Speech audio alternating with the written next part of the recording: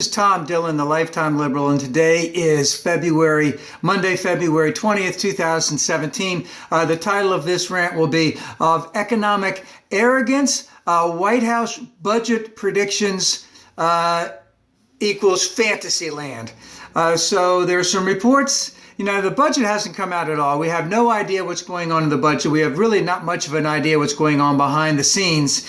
And of course, the idea is it's just going to be thrown out there, and the Republicans are going to have to, with only Republican votes, approve of the whole thing, regardless of what's out there. It could be really, really difficult. Now, one of the things that they're projecting is that they are projecting, meaning the White House, Mr. Minority and his minions, 3 to 3.5% growth rate over the next 10 years. Now, the reason they're doing this, it's not going to happen because there's nothing in what they're going to do can show that it can happen. The Congressional Budget Office says that's about 2 times greater than what they predict. The same thing with the Federal Reserve. And the reason why the White House is doing it is because they want these rosy scenarios, because if they don't get all the deregulation, if they don't get all the tax cuts, they're going to blame everything on that, which is basically the GOP norm all the way around. The solutions to everything: tax cuts for the rich, deregulation, and more pollution. Now, they don't call it the Environmental Regulation Agency. They call it the Environmental Protection Agency because it's there to protect people. When they say deregulation, they just mean increased scamming by banks and a whole host of other things, where the reason why they're being monitored by the federal government is left to their own devices. They will screw everyone that they possibly can. So we have these unrealistic expectations coming out of the White House now on the budget predictions. We do have a little historical precedence that says, hey, these things sort of can have happened in the past. Why can't they happen in the future? During the Reagan administration, the overall growth rate was 3.4%. And in the Clinton administration, the overall growth rate was 3.7%. But a couple quick things on that is that even though Jimmy Carter had over 10 million brought in 10 million new jobs in his 4 years, which was more than baby Bush, George W. Bush, in his entire 8 years. I do believe that it was more than both Poppy Bush and George Bush combined, but still it was a depressed economy when he came in, and unemployment was over 7% at that time. Bill Clinton also came in with the depressed economy with the unemployment rate over 7% at that time.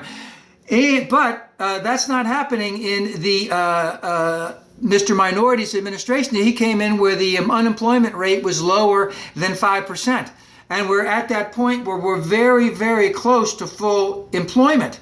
Can that really happen? Also, you have to look at when Reagan came in, the baby boomers were basically at their height of being part of the actual workforce. And now the baby boomers are dropping out like lead balloons. The baby boomers retiring right and left. So we can have that 3 to 3.5%. But how is it going to happen? Is it going to happen with increased productivity? But with the Republicans, the Mr. Minority, and the GOP, the only way this can happen is with deregulation, increased pollution, and tax cuts for the rich. They always have some type of rosy scenario that things are going to be better. And of course, all they ever talk about is deregulation.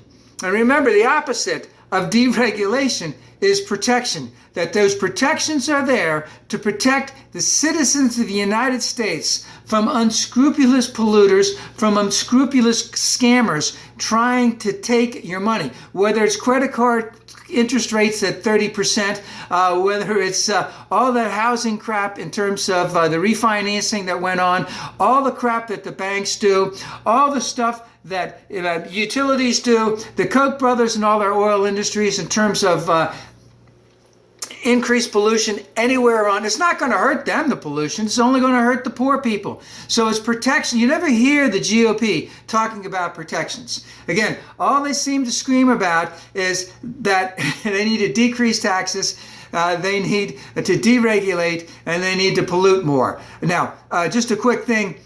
Remember, Reagan did raise taxes on 11 separate occasions, and the Republicans screamed bloody murder when Clinton raised taxes, and I believe Al Gore had to come in there and hit the vote, cast the deciding vote on it. And of course, the economy took off after that. And how many? 22 million new jobs in 8 years. How many did we get out of Bush? 1 million, 2 million. I think we got about 12 million out of Obama. So we still could do that. But they raised taxes. Reagan raised taxes. Clinton raised taxes. And everyone was screaming when Clinton did it bloody murder. And during the Obama administration, which had 72 months of uninterrupted growth, the longest ever in the United States, where we still have a long way to go. The Republicans were screaming bloody murder when he let the tax cuts to the rich drop off because he didn't bring them up. There was something that went through in the Bush administration. They were sunshine so that they could come up again, and they were dropped. They screamed it would cause all this unemployment, that the job creators couldn't do the job creating because they didn't have enough money.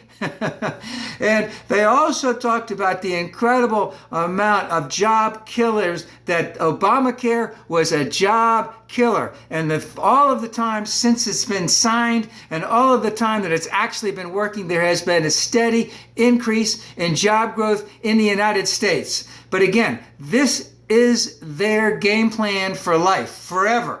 Tax cuts to the rich, deregulation to allow companies to scam people more and more so that the United States government doesn't try to protect them.